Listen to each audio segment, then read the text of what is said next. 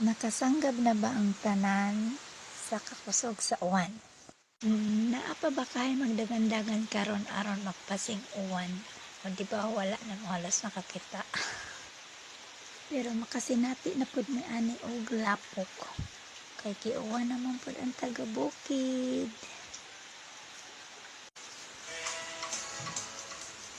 The silence, I'm screaming, calling out your name.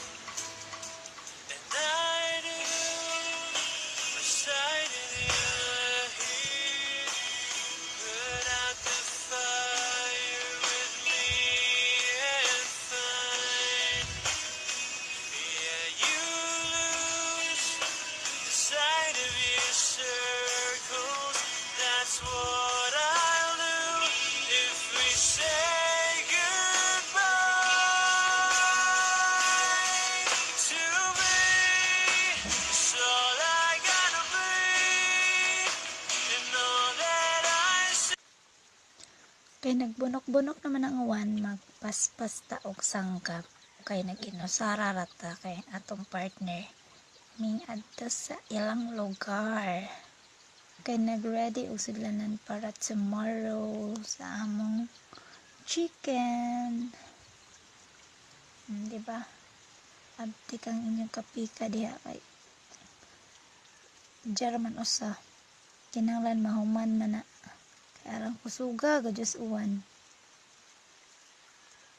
Ikatulo pa na akong sanggab nga container tapos ang isa ka bariles puno na ang katong white. Kuning ana na po sa ubos kay nagapuapo naman na ganina. Taga-bukid dito siguro makarelate ani.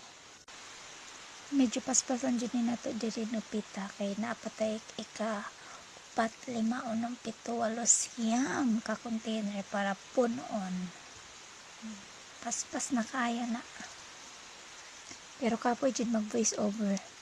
Hay, kundi pa man makapiright.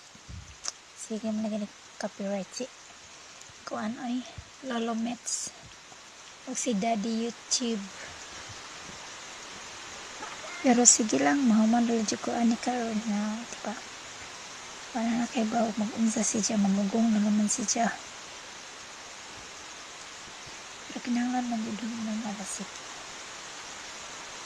To me, the life you gave me, the day you said goodbye.